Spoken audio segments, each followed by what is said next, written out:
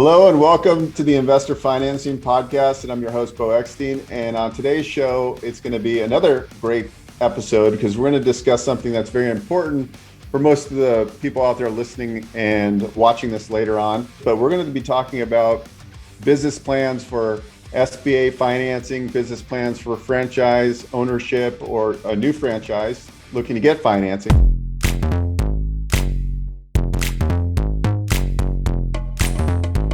So we're going to take a deep dive with a company, Rapid Business Plans, and that's what they do. Okay, they're experts in creating business plans for people looking for financing, which is super important because, as you guys may be aware, I help arrange financing, and part of the problem is when there's a business startup or even a business expansion, you need a business plan to get the maximum funding. Okay, you got to be able to show the bankers the full picture of what you're looking to do. And a lot of people that come to me just don't have the skill sets because we were never taught how to do a business plan. And we can go online and look at free sources, but we're never going to get the business plan we need to get the financing. So I was referred, the two guests on the show, from one of the bankers that I work with in SBA financing. And he said that I needed to reach out and talk to Bethany about her company and her husband Ross.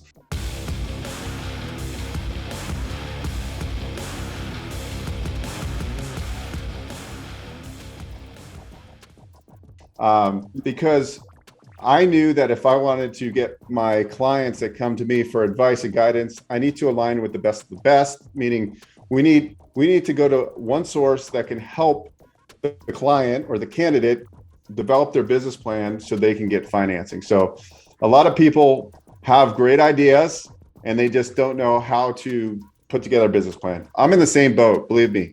Even though I'm in the lending business, I'm not good with pro formas. I'm not good with any of that. So any business startup or expansion, if you're looking to buy a franchise, there's many reasons why you're going to need a business plan. So please welcome our guest to the show. Thanks for coming. And I look forward to the next 20 or 30 minutes of talking about how you guys got started in this business, Rapid Business Plans, and kind of diving into a little bit of tips and tricks for people that are looking for financing and yet they don't have a business plan and they know it's important. So we're going to dive in deep. And Bethany, why don't you introduce yourself and give us a little bit of background about yourself, how you stumbled into this business plan business. I know you have I was reading your bio, you have a real estate background, so you're kind of the best of both worlds. So welcome to the show and please introduce yourself. Thanks, Beau. Thanks for having us. So actually it's just interesting how my career background, like every job I had really specifically helped me with what I do today.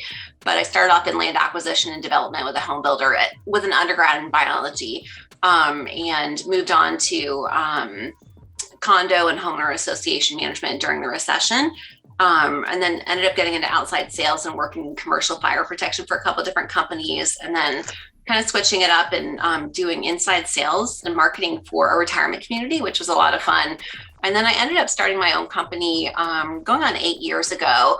And I was doing hourly consulting and helping small businesses improve their financial performance, usually up to about $1.5 million in revenues, companies about that size. And then early on, I had a lender in my networking group asked me if I knew how to write a business plan. And, truthfully, I did not at that time, but I figured it out pretty quickly and they really liked it and it helped the deal work. And that client is still in operation today. That was like 7 years ago or something. And because of that, I started focusing on ways to make the business plan writing easier, got some software and some technology and started selling it full time. And then started scaling a few years ago and then, hired some people. And then my husband, was able to quit his job and come work with us a couple of years ago. So it's been going well. Very good. So getting started, I think the whole idea of putting together a business plan is super overwhelming to many people. Where do you start? How do you help the potential candidate kind of vet out their ideas? I mean, is it an intake form, and what tips and tricks do you have, like where somebody's kind of sitting on the fence, like, oh, this is overwhelming me. I don't know what to do. Where do you start? Sure. Well, we, with our potential clients, will have a 20 to 30-minute discovery call, and that'll either be with me or Tina on our team. And Tina is a former banker who had 25 years as a small business banker. So she has knowledge of products and things like that. But we'll have that discovery call, and then we send our clients a link to our business plan questionnaire where we collect some more information. And then also for a few industries, we're developing more industry specific questionnaires where we're seeing a lot of repeat business plans. So for like dental, veterinarian, restaurants and things like that, we have additional supplemental questionnaires as well. But then also it's helpful to if you're doing your own business plan, I'll tell you that the software that we use is LivePlan. And liveplan.com has a pretty low barrier to entry if you just, want to write your business plan and not have an ongoing subscription. It's not too expensive, and it's pretty useful and pretty easy to use. But if you're writing a business plan to get funding, you just really need to begin with the end in mind and think, what is the story I'm trying to tell here? Well, ultimately, the lender wants to know that they're going to be made whole, that you're going to be able to make the payments. And how do we tell that story? Well, we tell the story by showing, prodigious financial results and how we got there with our written assumptions. Then we talk about, what are these loan proceeds going to be used for? And, how is this business, I'm talking out of order and how it would come in the business plan, but, we talk about, the business model and the marketplace. We talk about the marketing plan, sales plan. We talk about the COVID impact on the industry or this particular business. We talk about operations, the management team. If it's an acquisition, we'll talk about the transition. And with franchises, we'll talk about, what typical franchises do and how we think this one will compare, geographically and things like that. So. Yeah, that's pretty interesting. I was working with a client. I actually got him a term sheet, but he didn't like the offer I got him. But the point is he was doing in a business expansion. I thought what was fascinating, his existing business didn't have a restaurant. And so we were trying to figure out, well, what's, what's the average customer going to, spend and what how many customers a day will be coming through. And that's like super challenging to figure that out. And I know like part of what you guys do is you have places you probably go to pull industry standards and so forth, because that's super important. Because kind of the impression, like they gave me like a really high number, and I'm like, and I kept on saying, because I don't have the experience, I'm like, let's just at least look what industry standards are. Can you kind of speak to, is that, I mean, really what you're doing is facilitating this business plan, and then you have sources where you can pull data from, where with your company's background in business lending, you understand. So is that kind of like the premise that you have to be able to like kind of cite or source whatever the correct is. So when the banker's reading this, they can go, okay, actually reference these kind of publications and so forth. Sure. And we do have access to databases. Even within LivePlan, there's access to NAICS data too. So you can find out, at a minimum, just, what should the gross margin percentage be? What should their revenue per employee be? What should they spend on marketing and rent and things like that too. So yeah, all of that data is easily found, but it's also data that we subscribe to. And also, databases where we can get information on, market and demand and things like that for areas as well. So can you give us kind of like a past story, like a high level story of like how you were able to help a client, like what industry it was, and maybe some things that would paint a picture of like how this all plays out together? Sure. I have a great example. Just maybe last year, the year before, we did a business plan for a couple, and it was two non-veterinarians, and they were purchasing a $3 million practice from two other non-veterinarians. And so we really had to get, deep into their business model, because it was really fascinating, because they had like a mobile shot clinic where they would show up at like an AutoZone or like other places in the community and get business for, pet vaccinations. And then they would drive, auxiliary business to their 2 standalone locations. So we really needed to get into how the business model supported it, how they could really increase traffic by, increasing that, and talking about, the owner's previous experience in business, even though it wasn't directly correlative to veterinary. We were able to correlate his previous business experience to what he would be doing going forward. And then we got really detailed in the assumptions and, really talked about how we arrived at the numbers and, why we felt like this was, a cogent argument for why the bank should give them the money. And it was that Truist ended up doing that deal. What do you see is there a big difference between just a normal financing request business plan versus SBA, or are they pretty similar? Is there anything different that you have to do, or a business plan in whole for financing is almost similar, whether it's SBA or some kind of conventional bank loan? It's effectively similar. There are just a few things that, SBA is picky about that wouldn't make a material difference in a business plan. Our business plans, even though we're writing for most of the time for an SBA audience, they're still functional. You can use them and, operate your business under the premises that we put in the business plan. That makes sense. And usually what from the time a candidate or a potential client comes to you, and now I know you're going to say depend, because this is like a question I get, like, well, what's your interest rate, points and fees, and I get that question all the time. What's usually the turnaround time from the time somebody comes to you and they're engaged to get the business plan done? And I guess my guess is it's really dependent on them, because they need to first have the discovery meeting and figure out, hey, do I want to move forward with rapid business plans, right? Obviously you're going to meet with them and say, hey, this is what we're going to do. This is what the ideas we have for our initial conversation with what you're looking to do. This is generally what your costs are going to be. Here's some examples if you want to see some of our work. They agree to move forward with you. And is this something that can be done in a week, 2 weeks, is a month? I mean, once you have all the intake, typically what's a turn time from the time the client gets you that initial intake to getting a business plan turned around? I'll let Ross answer that. Yeah, well, we shoot for right about 4 business days to get a full, complete plan with 36 months of monthly profit and loss, cash flow statements, and the written assumptions. And then we really have a good, robust section about COVID statement in all of our plans, where we talk about how the business or industry fared during COVID, how we think they're going to do going forward. There's any sanitization procedures they may need, especially if it's like a restaurant or a gym, for instance. We make sure we touch on that as well. Great answer.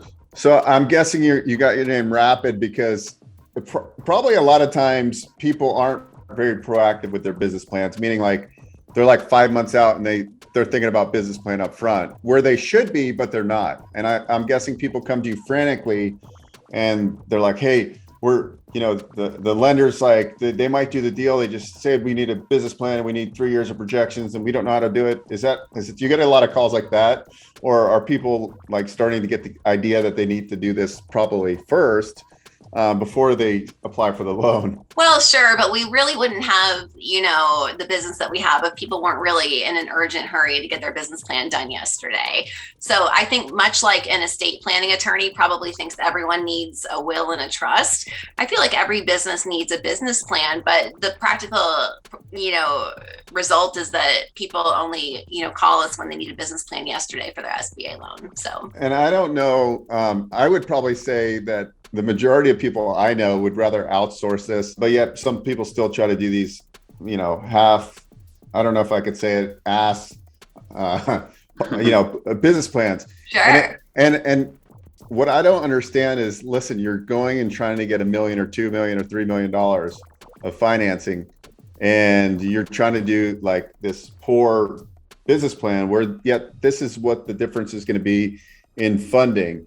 And I don't know if there's a way to actually I'm sure there's a case or two that you had where they went in for a loan and they got declined, and then they came back and said, okay, we need to get this money. We don't know how to do it. Let's get a professional business plan done. And they went and took it to a different bank, and then they got approved. I mean, I'm sure you see that. Sure.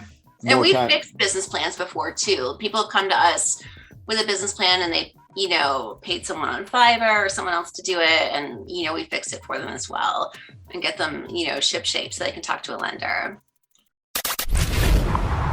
You're listening to the Investor Financing Podcast. We'll be right back after this break. Hi, this is Beau, host of the Investor Financing Podcast. I appreciate you checking out our channel.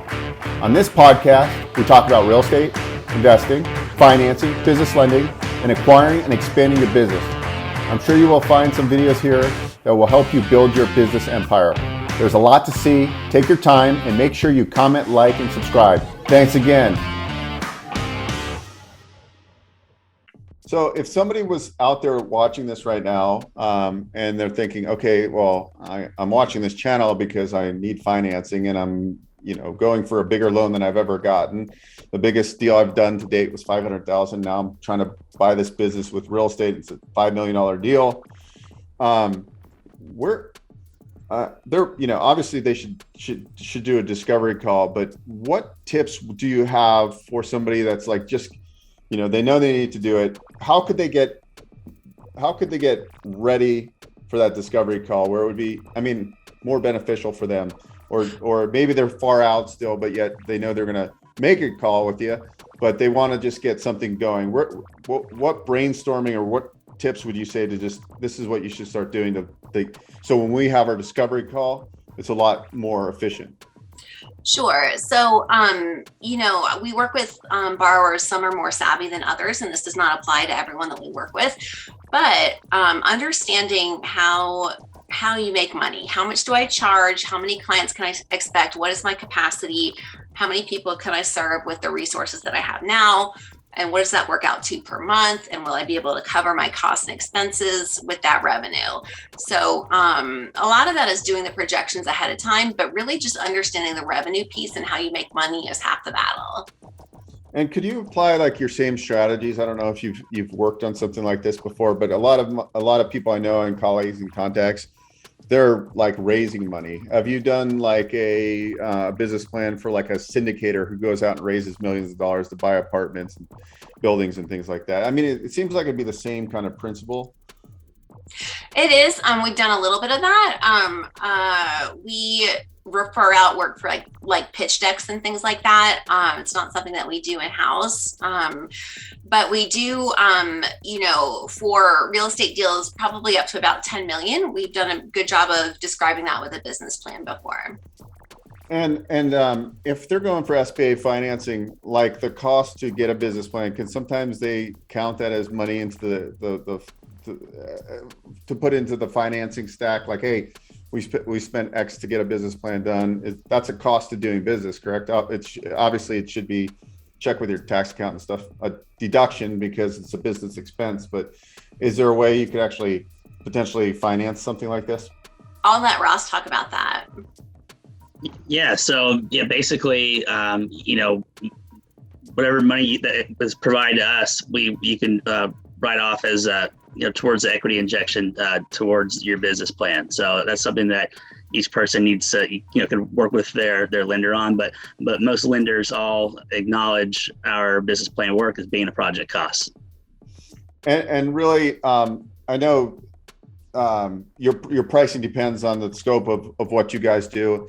And honestly, the way I look at this, and anybody watching or listening, listen, if you're going out there to get an SBA loan, to buy a franchise, to do whatever, I would definitely invest in getting a professional one done, because unless you have the skill sets to do it yourself, which I don't think a lot of people do, because it's not what we do on a day-to-day basis. But the way I'm actually looking at buying a franchise right now, and so I would, like, the way I work is I would outsource that, because I would be so frustrated trying to put together a business plan.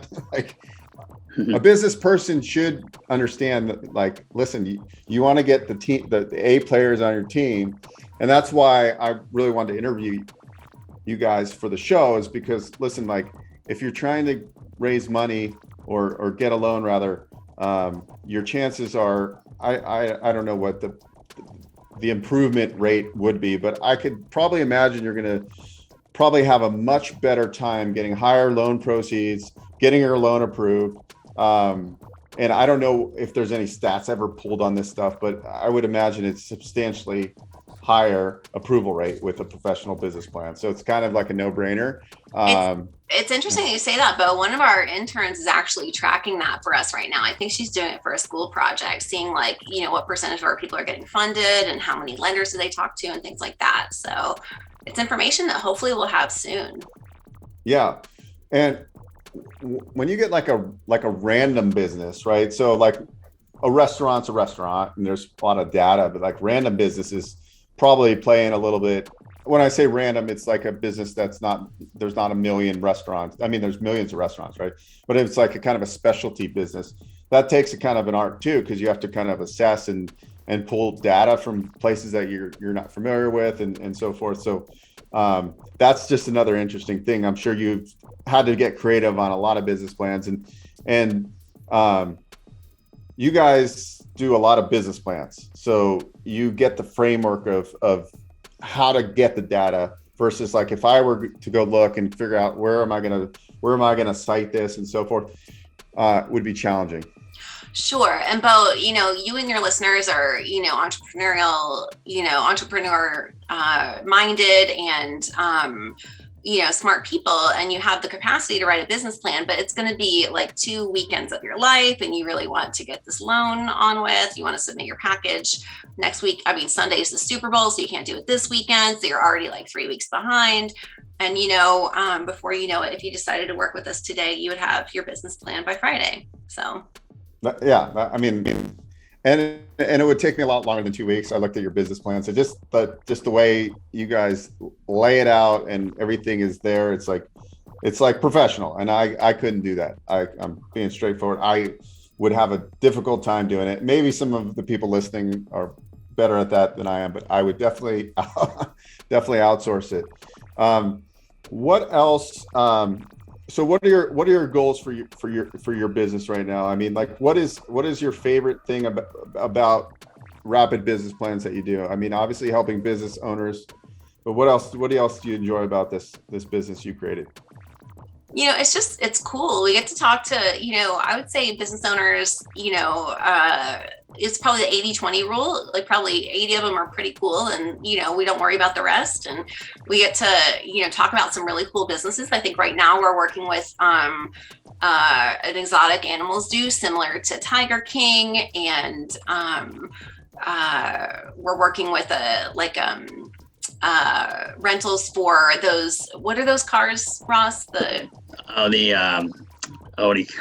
slingshot. Anyway, yeah. So a slingshot rental business, like they're buying more slingshots and, just besides like the dental offices and the veterinary and, the restaurants and the franchises, we get some really interesting stuff along the way too. So we get to work with some cool people and, it's a really fantastic path to wealth, owning, a business. And we just, we think it's cool to watch people do that. Oh, for sure. Yeah. It's funny you said that because I was just thinking about all the people that have reached out to me about businesses they're starting. And I'm just thinking like, yeah, I have a new process that it's just like, okay, go talk to Bethany. Okay. Like start there and then come back. Cause it would make the whole financing process way easier. And I think I'm stressing this point because I'm trying to give people out there that are watching this, like, listen, if you're serious about your business, just start there and then work backwards. It's going to be a lot easier for you to go get financing. And instead of wasting like 5 or 6 months and then getting rejected, you'll at least at the end of the day, you're going to have a good business plan and you're going to be able to get a quicker answer from the bank or non-bank SBA lender. And then what you need to work on versus like, okay, I'm going to piecemeal you tax returns and all this stuff. And then, I'm 5 months in and I think I'm going to get a loan and I don't get a loan because the bank and underwriter can't figure out what you're trying to do. And I always try to tell this to people, and this is really important for the business plan. The business plan is going to give them a huge overview of what's going on. It's going to dive into the weeds about how you're coming up with your projections, it's going to talk about probably your background. It's going to tie in your background a little bit so they get an understanding that like, hey, this person has experience in a different field, but it correlates to this business, right? Because that's what we want to show a lot of times. Right.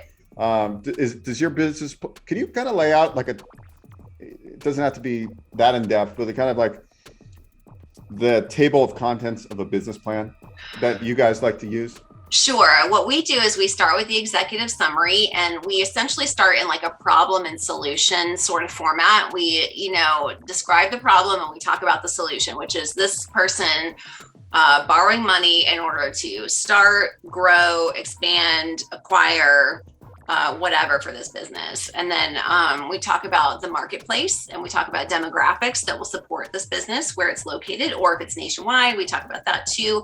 If it's drawn from the metro area or just a very small locale, we discuss all that, how it's germane, because it's different for every single business plan. And we do custom business plans. So we make sure to include that, in a very custom way for all of our clients. And then we talk about operations, and if there's a physical plant, we discuss that and how they actually do business.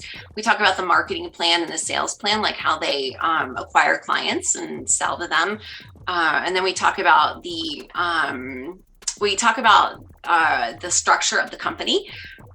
We talk about, is it an S corporation, LLC, what is the ownership structure, who owns it, who owns what percentages. And then we talk about the management team and their backgrounds. We get pretty deep into that. And then we will go into a COVID statement where we discuss what happened to this particular business or industry, what we expect will happen if similar things happen, and if there are any sanitization procedures for this particular business, we get into it there as well. And then we talk about in the financial plan, we start with our written assumptions, and then we talk about how we arrived at the revenue figures, how we arrived at the cost figures, and how we arrived at the expense figures. And then we have a section where we ask for the loan, or that's what I call it. And it's really the sources and uses. And we just say that, this is a total project cost of whatever it is. These are the components of it. And we'll fund it using this much of an SBA loan and this much of an equity injection, et cetera.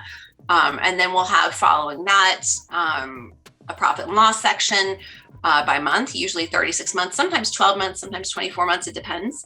And then balance sheet and cash flow statements with 36 months of monthly cash flow statements.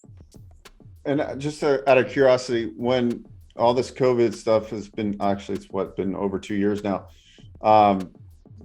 was there businesses that kind of had some hardships and now they're in the middle of trying to dig themselves out? Did you see any of that where they had to like it's kind of like saving grace that they had to put together a loan request to get funding and they were kind of failing, but they knew that they could work themselves out? I mean, I would imagine that you'd see some of those coming your way, not just startup businesses, but middle-aged businesses that got hit with COVID and now they're like stuck and they needed the funding. Sure. And I'll tell you, we actually did a business plan last summer for a restaurant that was acquired by a non-restaurant buyer. And we really had to get into how this business had maximized their to-go opportunity through COVID in order to keep their business, at the level that it had been in 2019, in 2020, and then going into 2021. So particularly for that business, the bank just wanted to tell us the story. Tell us why you guys didn't go under. Tell us how you survived that and why this is a good business for this guy to buy. That's awesome. Well, I think I picked your brain enough for this episode. I'm going to put your website link in the show notes below, but you can give your website domain if people want to visit your website. Sure. It's rapidbusinessplans.com. Okay. And that you guys can go on and get your information. I think you can they have a calendar link. You can book a discovery call if this is something you want to explore right away, which if you're looking for funding, I would probably suggest it's something you should do. But thank you so much for your time, and I appreciate the interview, and hope I didn't ask too many questions. And it was good interview, and you guys did great. And so I appreciate your time. Great. Thanks, Beau. Thank you, Beau. All right. Thanks. All right, guys. Well, thanks for joining us on another episode. And just be sure to like and subscribe and share this with your colleagues if you got value out of this, which I'm sure you did. And we'll see you on the next episode. Thanks, Beau. Thanks, Beau.